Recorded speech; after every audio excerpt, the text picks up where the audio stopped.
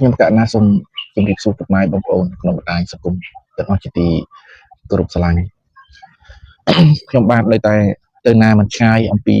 កិច្ចការងារនគរទេហើយសិលមិញនេះក៏មើលព័ត៌មានក្នុងបណ្ដាញសង្គមរបស់យើងក៏បានឃើញបងផែងវណ្ណៈដែលជាអ្នកសារព័ត៌មាន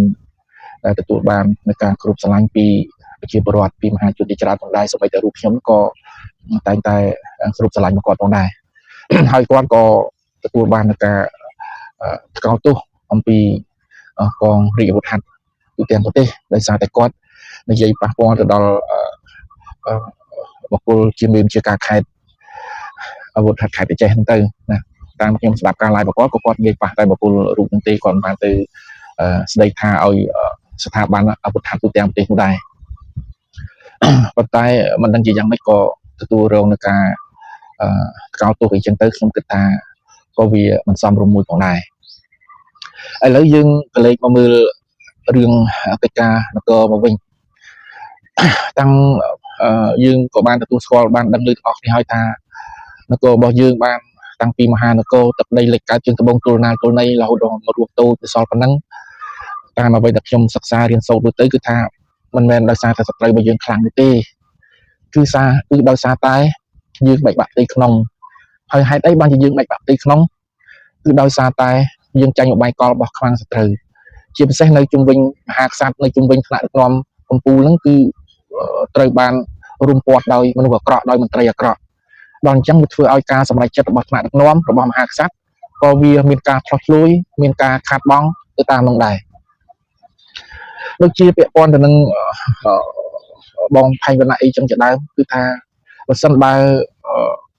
ច្បាប់រដ្ឋខ្វះសុភវិនិច្ឆ័យទៅថ្កោលទោសគាត់ទៅដាក់ទោសគាត់ឬក៏យ៉ាងម៉េចខ្ញុំគិតថាវាជារឿងមិនសមរម្យនោះទេណាមិនសមរម្យនោះទេសម្រាប់សម័យយើងជាសម័យសកលភាវូបនីយកម្មជាសម័យមួយគេហៅថាជាសង្គមពិភពលោកសម័យជឿនលឿនទៅហើយយើងមកប្រកាន់ចាត់ទោសអូសដំណើរដោយសារតែការផ្សាយព័ត៌មានអំពីមន្ត្រីខូចមួយរូបពីររូបហើយយើងមានអធិពលទៅការពារទៅបំពេញទៅលើមនុស្សល្អទៅលើអ្នកសារព័ត៌មានល្អអញ្ចឹងក៏ជារឿងមួយមិនសមរម្យដែរសម័យបច្ចុប្បន្នជាសម័យសង្គមជឿនលឿនទៅហើយណាដែលប្រទេសលោកសេរីប្រកាន់នៅប្រព័ន្ធប្រជាធិបតេយ្យ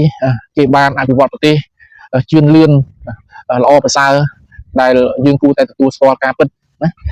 អំណាចទី4អំណាចសារព័ត៌មាននេះគឺជាអំណាចមួយសំខាន់ណាស់ក្នុងការចូលរួមកសាងអភិវឌ្ឍប្រទេសអភិវឌ្ឍនគរឲ្យខ្លាំងក្លារីកចម្រើន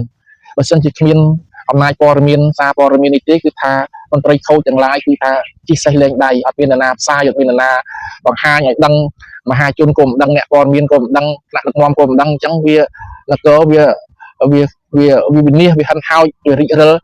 គឺប្រកាសជាចង់ហើយអញ្ចឹងហើយបានបងប្អូនពិចារណាទាំងអស់គ្នាទៅថាតើនៅក្នុងសង្គមប្រជាធិបតេយ្យនៅក្នុងសង្គមសម័យជឿនលឿននេះគឺថាយើងធៀបទៅមើលថាតើការដឹកនាំតាមរបៀបកុម្មុយនីសផ្ដាច់ការហើយនឹងប្រជាធិបតេយ្យមួយណាដែលវាមានតម្លៃមានគុណធម៌ជាងណាហើយវាស្របនឹងប្រទេសយើងក៏យើងបានប្រកាន់យកនៅរបបប្រជាធិបតេយ្យផងដែរព្រោះនៅក្នុងរដ្ឋធម្មនុញ្ញក៏យើងបានសរសេរបានតាក់តែងមកយ៉ាងច្បាស់លាស់ផងដែរណាអញ្ចឹងខ្ញុំក៏សំណូមពរទៅដល់ប្រមុខថ្នាក់ដឹកនាំកម្ពុជាណាមានសម្ដេចតេជោមានសម្ដេចធិបតីជាដើមគឺថាលោកគួរតែមានសុភវិនិច្ឆ័យបន្ថែមទៅលើកិច្ចការងារអត់ទៅនឹងពីព្រោះវាជាអាយុជីវិតរបស់ជាតិជាក្តីសង្ឃឹមរបស់ជាតិពីព្រោះនគររបស់យើងធ្លាក់ដុនដាបរាប់រយឆ្នាំមកហើយយើងគឺតែសម័យនេះទេដែលយើងនៅសល់ទឹកដីបានប៉ុណ្ណឹងអភិវឌ្ឍបានប៉ុណ្ណឹងគ្រាន់កូនចៅជំនាន់ក្រោយមើលតទៅមុខទៀតរស់នៅតទៅមុខទៀតថែរក្សាគេដំណើររបស់យើងតទៅមុខទៀតដូច្នេះខ្ញុំជាមតិជាការយល់ឃើញរបស់ខ្ញុំគិតថាមិនគួរយកយល់មិនគួរលើកលែងឲ្យមន្ត្រីខូចមន្ត្រីអាក្រក់នោះទេតាំងតែពីដើមរៀងមកបរមបុរាណយូរលង់ណាស់មកហើយនគររីកចម្រើនប្រទេសជាតិរីកចម្រើនមិនមែនដោយសារតែមន្ត្រីខូចមកឲ្យយោបល់ថ្នាក់ដឹកនាំមកឲ្យយោបល់មហាក្សត្រកសាងប្រទេសឲ្យប្រទេសរីកចម្រើនទេណាមន្ត្រីខូចទាំងអស់ហ្នឹងគឺសពតែអស់នគរឲ្យធ្លាក់នរកទាំងអស់ពុកម៉ែបងប្អូនទៅពិចារណាមើលទៅណាសពតែមន្ត្រីខូចទាំងអស់នគរធ្លាក់នរក អត់មានមន្ត្រីខូចទាំងអស់នោះមកមានសមត្ថភាពមានចំណេះវិជ្ជាមានគុណធម៌សិលធម៌មកជួយផ្ដល់យោបល់ឲ្យថ្នាក់ដឹកនាំឲ្យមហាក្សត្រកសាងនគរខ្លាំងក្លានោះទេណាអញ្ចឹងក្នុងការកសាងនគរឲ្យខ្លាំងក្លារីកចម្រើនសតតែពឹងទៅលើអ្នកប្រាជ្ញបណ្ឌិតនានានៅជុំវិញមហាក្សត្រនៅជុំវិញថ្នាក់ដឹកនាំនឹងឲ្យយោបល់ដើម្បីធ្វើយ៉ាងម៉េចរៀបចំផែនការរៀបចំនគរឲ្យខ្លាំងក្លាអញ្ចឹងជាថ្នាក់ដឹកនាំកម្ពុជាដែលមានសិទ្ធិក្នុងការចាត់ចែងកិច្ចការងារនគរគឺថាត្រូវប្រយ័ត្នមែនទែនណាកុំឲ្យមនុស្សខូចកុំឲ្យបុគ្គលមិនល្អនោះនៅមានទួនាទីនៅមានសិទ្ធិអំណាចធំធេងនៅក្នុងការឲ្យយោបល់ផ្សេងទៅលើកិច្ចការងារនគរគឺថាត្រូវតែប្រយ័ត្នប្រយែងមែនទែនអញ្ចឹងជាយោបល់របស់ខ្ញុំចុងក្រោយគឺថាបុគ្គលបងផែនគណៈនេះគឺថាទោះបីជាមានពាក្យពេចន៍លឺលួសខ្លះគាត់និយាយទៅវារៀងអាក្រក់ស្ដាប់មែនប៉ុន្តែបេះដូងគាត់ស្អាតស្អំល្អណាស់ណាមិនគួរចាប់ទោសអស់ដំណើរគាត់នោះទេខ្ញុំមានយោបល់តែប៉ុណ្្នឹងទេសូមអរគុណសូមគោរពលា